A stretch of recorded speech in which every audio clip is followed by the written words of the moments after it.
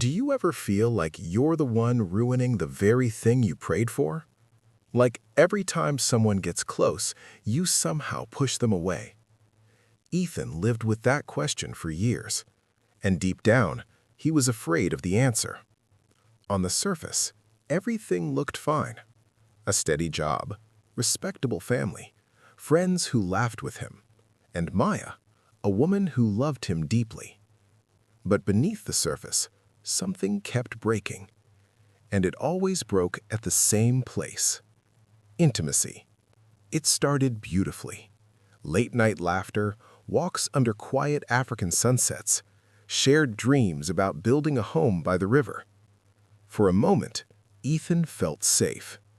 But then, the closer Maya moved emotionally, the further he pulled away. The pattern. When she said, "I miss you," he felt pressured. When she asked, "Are you okay?" he felt exposed. When she said, "Talk to me," he felt trapped. He wanted her, but something inside him wanted distance more. So began the pattern. Warm one week, cold the next. Affection followed by silence. Maya tried harder. He built thicker walls. And slowly, love turned into tension. But this didn't begin with Maya. It began years before Maya. Years before relationships, before he understood love, Ethan grew up in a semi-rural African village filled with color and sound. But inside his home, there was fear. His father's anger came without warning. Furniture breaking, voices shouting, doors slamming.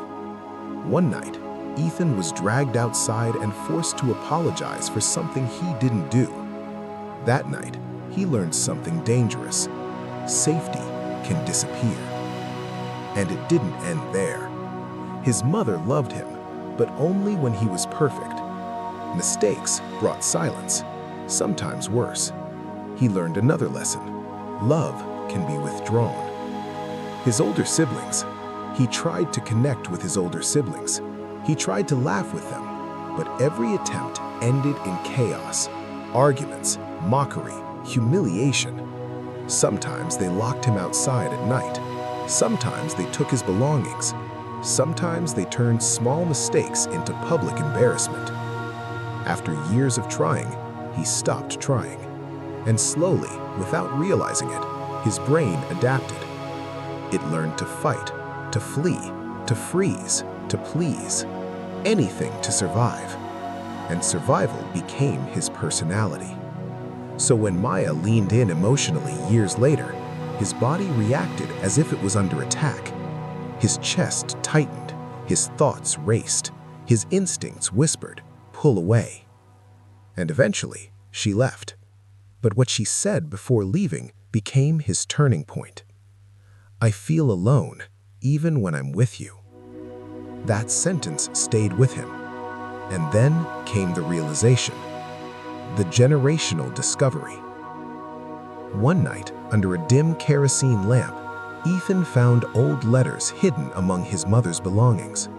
Letters revealing his father's humiliation, betrayal, financial ruin, and the shame that followed.